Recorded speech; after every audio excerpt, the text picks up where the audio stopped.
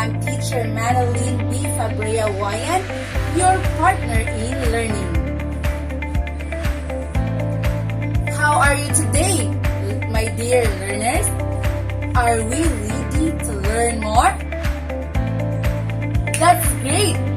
But before we are going to proceed to our new lesson, I would like to play this short video clip. And please answer the reflective questions afterwards. As you can see the video, what happened to the person trying to cross the road? Yes, sadly, the person trying to cross the road got an accident. He was pitifully hit by a car and bounced to a taxi. Why it is happened to him? Yes, it was happened to him because he immediately crosses the road without looking at the traffic lights. Impressive, my dear learners! Now that you have understand what will happen if we will not follow the rules, procedures, guidelines, or if our world has no rules, no guidelines, or no principles, the result would be confusion, chaos, or worse, like the person on the video clip you've seen. Rules run the world smoothly. The same are true with the financial information. With that, we will now proceed to our new topic, which is accounting concepts and principles. Kindly open your modules for FABM1 Quarter 3 Module 2. In this lesson, you will able to enumerate the principles of accounting, differentiate each principle, and apply the principle in business setting.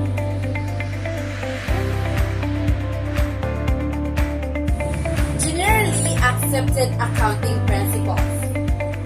The preparation of financial statements is governed and guided by Generally Accepted Accounting Principles or GAAP. It is the framework and guidelines of accounting profession. Its purpose is to standard accounting and procedures. Basic principles and concepts of accounting. What is principle? A fundamental truth or proposition that serves as the foundation or a system of belief or behavior or for chain of reasoning.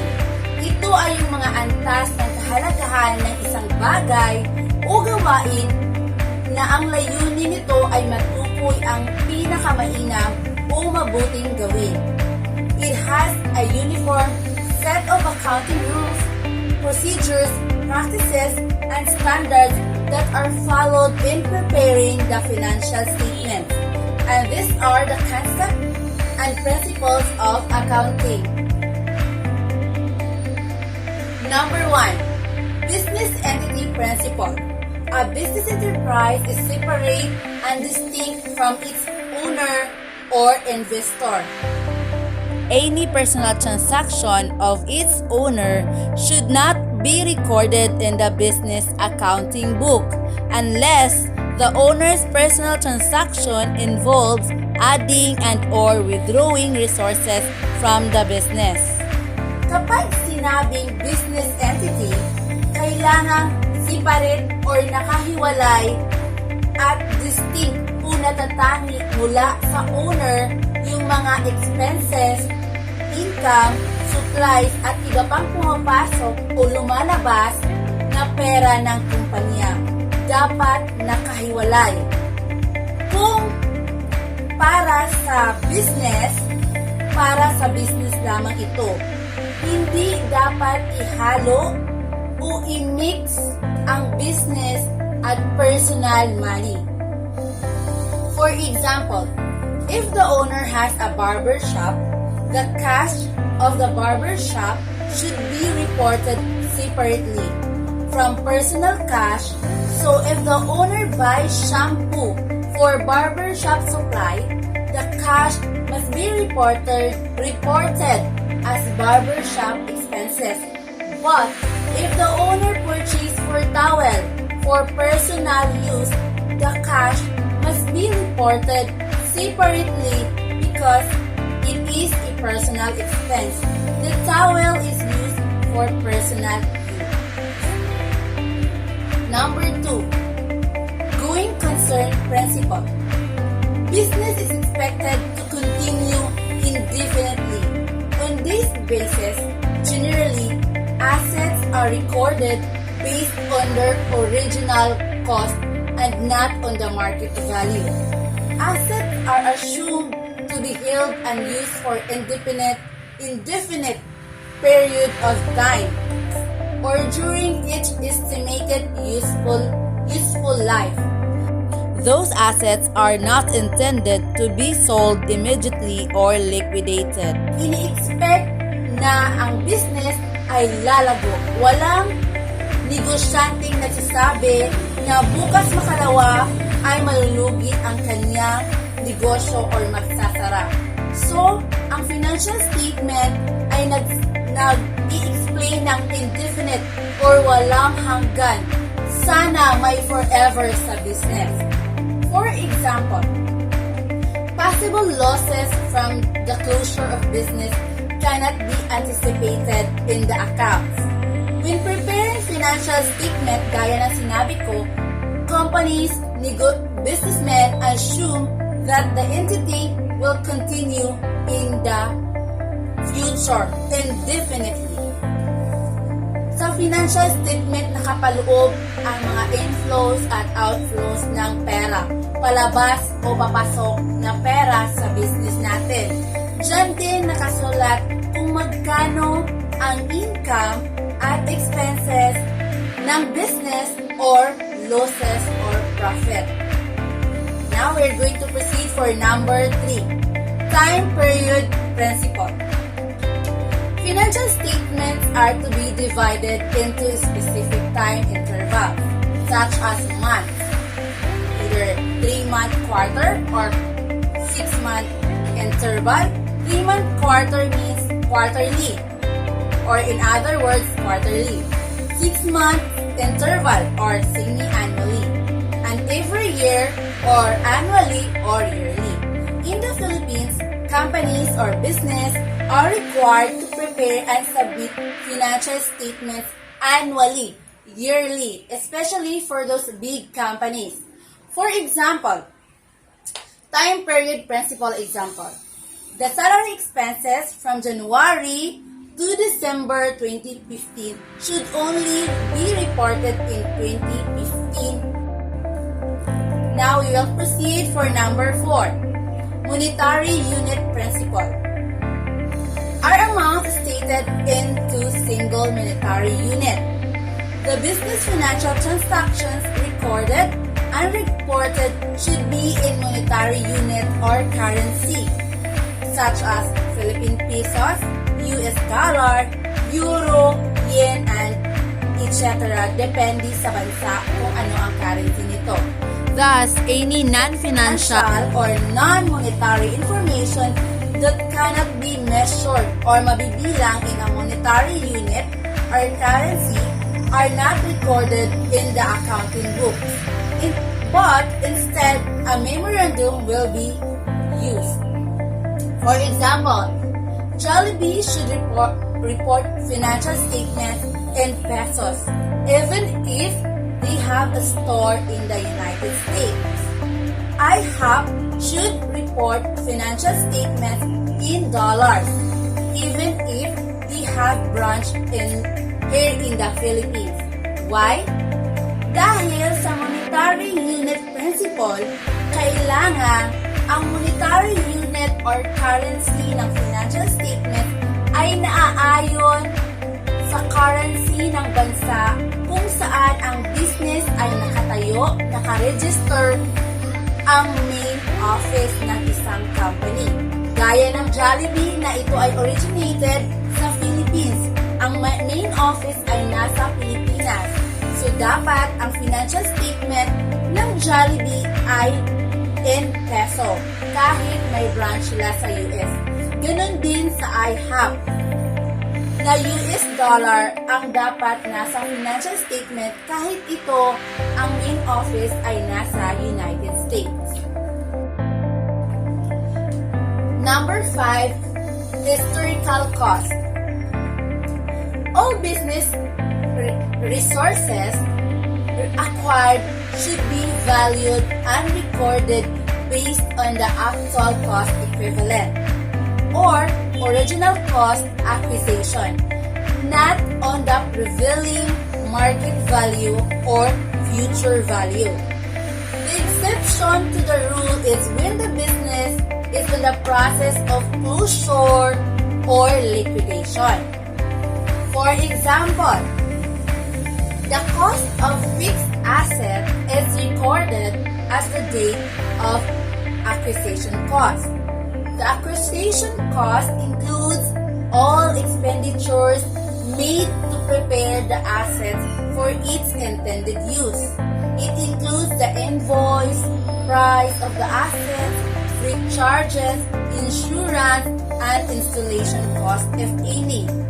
Ibig sabihin, kung nakapagbili ng assets ang isang kumpanya gaya ng lupa sa taong 2005 sa halagang 30,000 pesos only, ang halaga ng lupa sa financial statement ay mananatili pa rin 30,000 pesos kahit sa taong kasalukuyan 2020 o 2021 pa ito.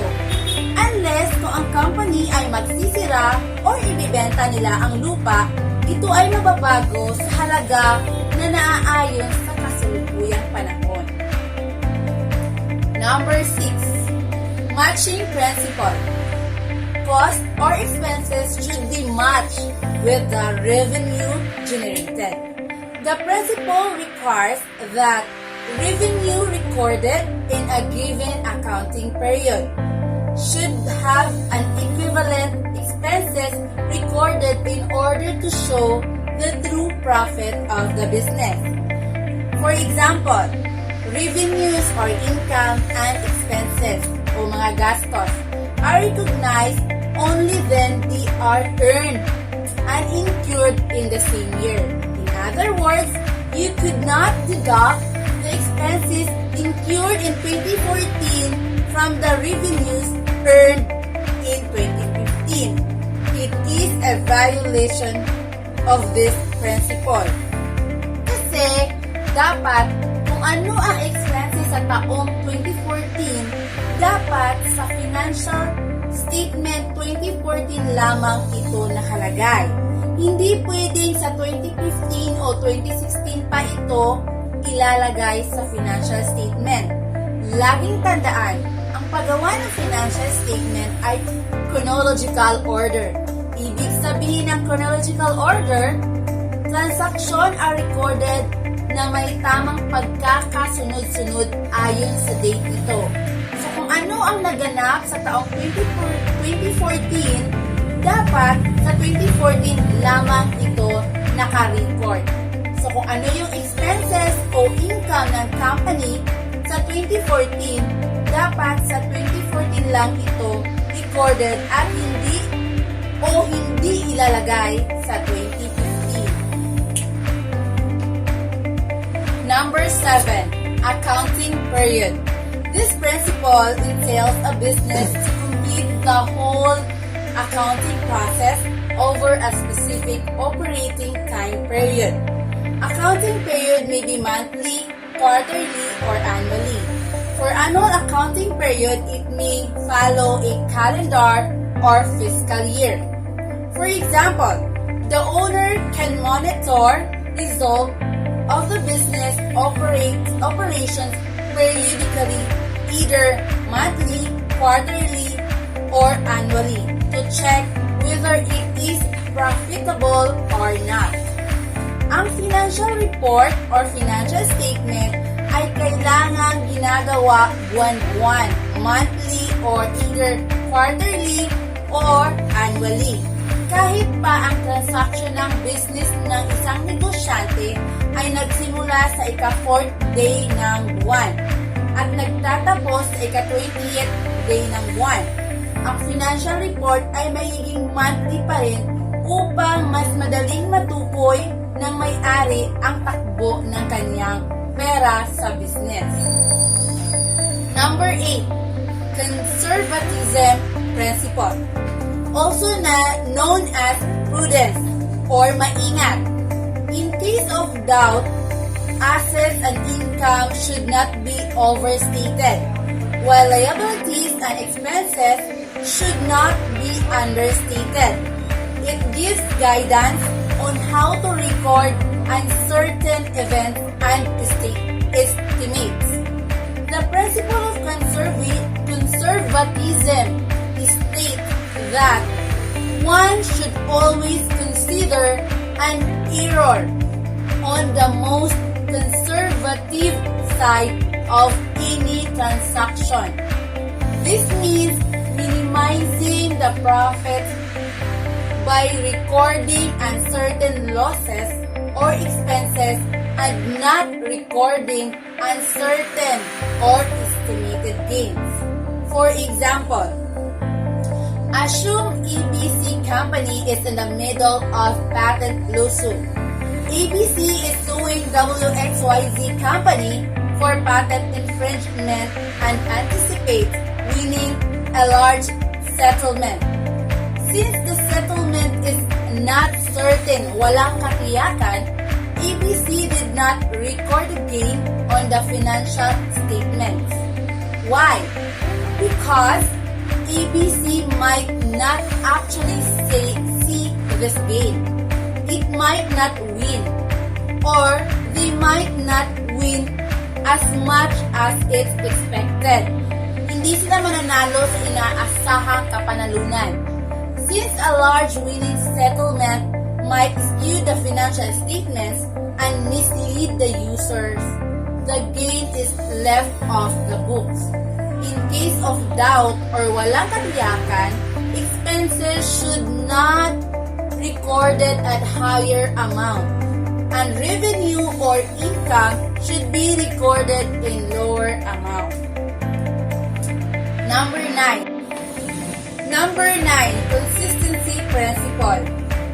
This principle requires that accounting methods and procedures should be applied on the uniform basis from period to period to achieve comparability in the financial statement. However, per PAS number 1, presentation of financial statements, it allows changes if justifiable and disclosed in the financial statements.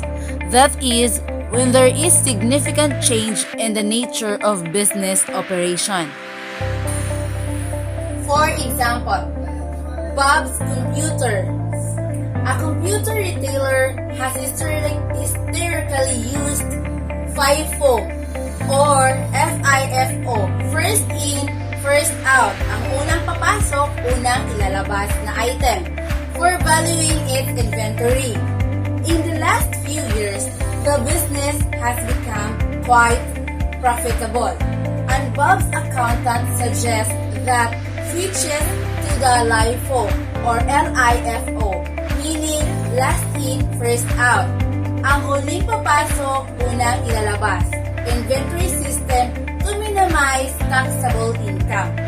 According to the consistency principle, Bob's Computers can change accounting methods for a justifiable reason.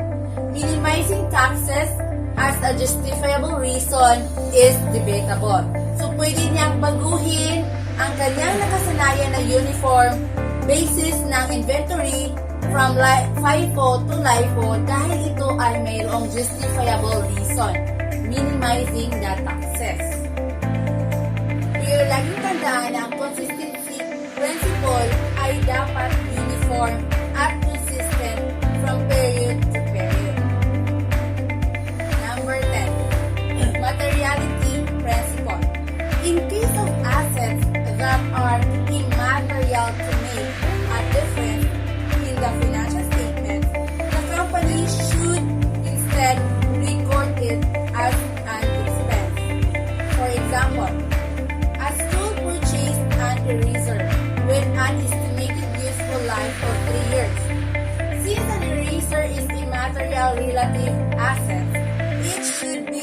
recorded as an expense. Number 11. Objective principle. Financial must be presented with supporting evidence. This principle requires the accounting record should be based on reliable and verifiable data as an evidence of transactions. Dapat lahat ng transaksyon papasok o palabas, inflows and outflows ay mayroong resibo, dokumento o papel bilang katibayan o ebidensya o pruweba sa financial report. Hindi pwedeng i-forge, doctorate or dayain. Original documents or official receipts, original official documents must be presented. For example, when the customers paid Jollibee for their order, Jollibee should have a copy of official receipt to represent as evidence for their sales. Proceed for number 12. Revenue recognition principle. The revenue recognition principle states that revenue should be recognized and recorded when it is realized or realizable and when it is earned. For example, M&O Incorporation sells a pool table to a bar company on December 31 for 85,000 pesos. The pool table was not paid until January 15 and it was not delivered to the bar until January 31. According to the revenue recognition principle, M&O Incorporation should not record the sale in December, even though the sale was realizable in that the sale for 85,000 was initiated. It was not earned until January when the pool table was delivered. Ang revenue o income will be recognized or recorded if ito ay nabayaran at na-deliver na at natanggap na ng business owner ang pera at ang item ng customer. Number 13. Cost principle. An account should be recorded initially at cost. For example, when a company purchased laptop, it should be recorded at the price it was purchased. Kung magkano ang binili o binayaran o natanggap, dapat ganoon din ang nakalagay sa financial statement. So since ang laptop ang nabili, dapat laptop din ang nakalagay sa financial statement. Kung magkano ito ang pagkabili, ganoon din dapat ang amount na nasa financial statement. Number 14. Accrual accounting principle. Revenue should be recognized when earned, regardless of collection, and expenses should be recognized when incurred regardless of payment. On the other hand, cash basis principle in which revenue is recorded when collected and expenses should be recorded when paid. For example, when a barber finishes performing his service, he should record it as revenue or income. When the barber receives an electricity bill, it should be recorded as an expense, even if it is unpaid. Number 15. Disclosure principle. This principle requires that financial statement should be free from any material misstatement. That if there is any proper disclosure should be made. For example, the company should report all relevant information. Lahat ng tungkol sa company ay dapat may kumpletong report. Bawat detalye. If the company ay mayroong kinakaharap na kaso, nararapat lamang na lahat ng interested user ay malalaman ito. Wala dapat importanteng informasyon o na nakatago o hindi na i-report. para hindi magkaroon ng chaos o pagkagulo. Qualitative characteristics of financial information. Accounting standards are authoritative statements of how particular types of transaction and other events should be reflected in financial statements. Financial statements are said to be fairly presented if correct procedures, principles, and standards are being applied. Financial statement must be relevant. The concept of relevance implies that financial statements can have predictive value and feedback value. This means the financial statements are accurate and can be used to predict future company performance. Three main characteristics of relevance: predictive value, feedback value, and timeless. Aside from that, financial statement must be reliability.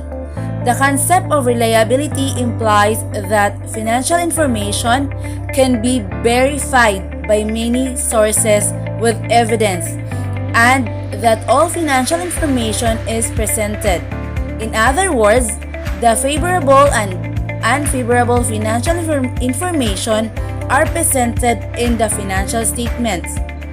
Three main attributes that all reliable financial information has: verifiability, representational, faithfulness, and neutrality. Lastly, financial statement must be comparability. Comparability is a quality of accounting information that addresses the usability of financial information. Information that is prepared using the same measurement techniques and reported in a similar and can be judged side by side other similar financial information. Comparability is extremely important to the end users of financial statement. And that's all our topic for this day. Now, let's have a quick review. Okay, answer this one.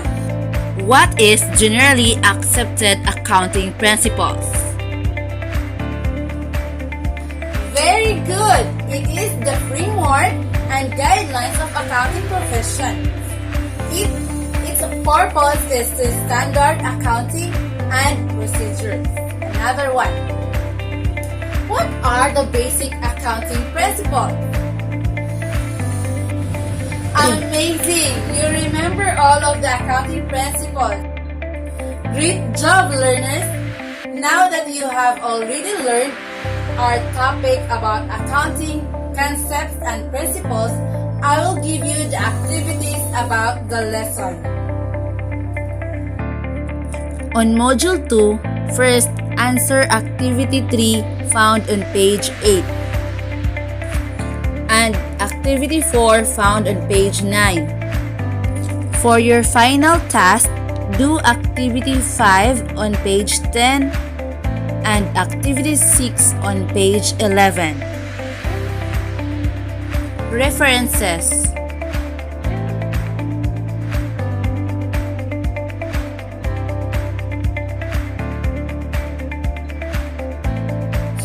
You're finally done with Module 2. Congratulations! I guess you're now ready to answer for the assessment. Make sure to answer the assessment and additional activities found in pages 11 and 12 in your module. Thank you for joining today's class. We have finally finished the lesson in Module 2. See you in our next video lesson. God bless!